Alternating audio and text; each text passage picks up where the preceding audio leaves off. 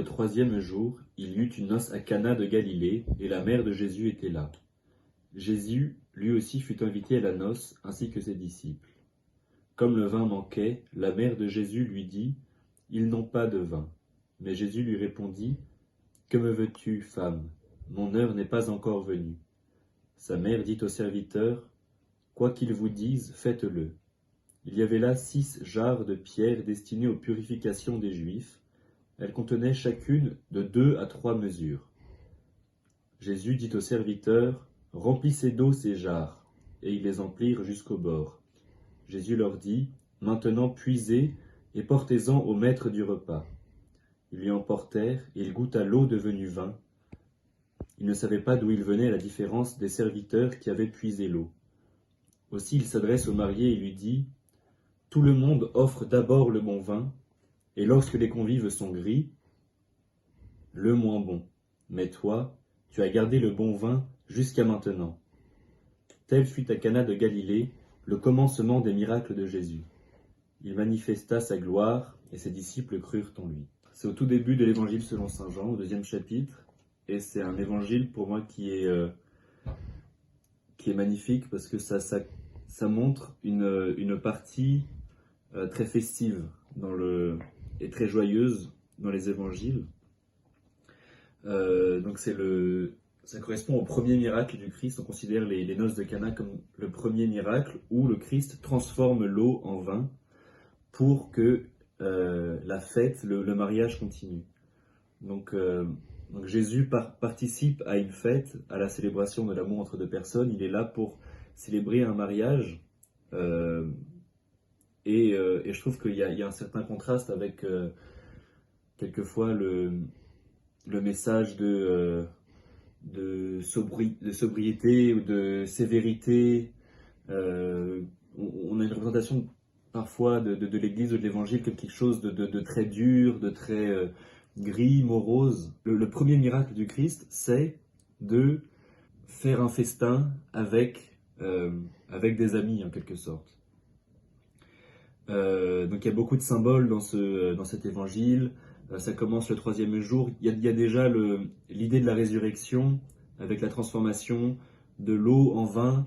Ce vin qui ensuite sera consacré comme le sang du Christ répandu pour la vie du monde. Et il y a cette préfiguration de la joie de Pâques, la fête des fêtes. Où il y a toujours un moment à l'Église, à la liturgie du dimanche, que j'aime beaucoup, c'est après l'Eucharistie, après la communion, le prêtre dit « Danse maintenant et réjouis-toi Sion » et sois dans l'allégresse. Et du coup là c'est vraiment l'illustration que la joie est une partie de l'évangile qu'on ne peut pas... Enfin c'est une grande partie dans l'évangile.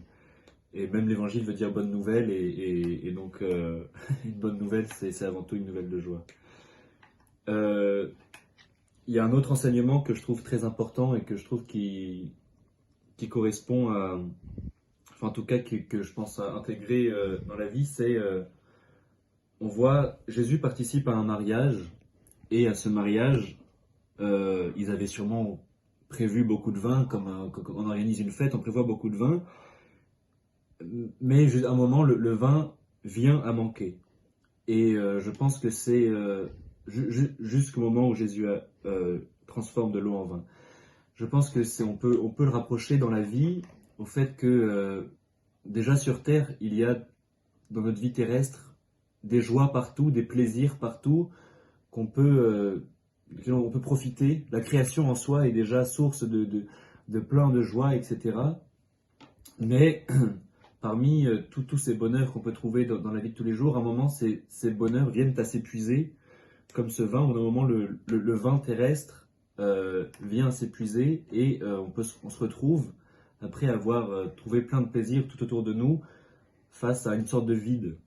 Et devant ce vide, le Christ propose une solution, c'est la surabondance et la générosité de Dieu. Et devant ce vide, Jésus prend l'eau, donc l'élément le plus basique de la vie, quelque part quelque chose qui est nécessaire à la vie, le Christ le transforme en vin et nous donne une nouvelle source de joie, et qui n'est plus une joie terrestre épuisable, mais une joie inépuisable, une joie céleste, grâce au vin qu'il a apporté. On voit qu'en mettant le Christ au centre de notre vie, la saveur des choses, le goût change, et le vin devient meilleur. Et donc, je pense que c'est quelque chose. Donc, on fait partie d'un mouvement orthodoxe où une des grandes phrases parle de l'ecclésialisation de la vie. Et je pense que c'est ce que vient raconter ce texte, que finalement, en mettant le Christ dans toutes nos actions, même les plus insignifiantes de la vie, ou même les plus festives, mettre le Christ au centre de nos fêtes, à l'intérieur, ça peut être discret, mais en tout cas, ça change la saveur des événements. Et j'ai la chance de pouvoir vivre ce goût particulier d'une vie où le Christ est au centre, grâce par exemple à tous les étés, je pars en une sorte de colonie de vacances avec des amis qui est centrée sur l'Église. Et je peux témoigner que en mettant le Christ au centre, nous vivons, même inconsciemment, il est au milieu de nous parce que nous avons des prières le matin et le soir, et ça rend tous les événements beaucoup plus intenses, beaucoup plus profonds. Et je pense que c'est le message de cet évangile. Donc il faut mettre, même dans les événements les plus insignifiants de notre vie, on va boire un verre avec ses amis, et ben on met le Christ au centre et tout devient plus joyeux. Donc dansons et réjouissons-nous au nom de Christ.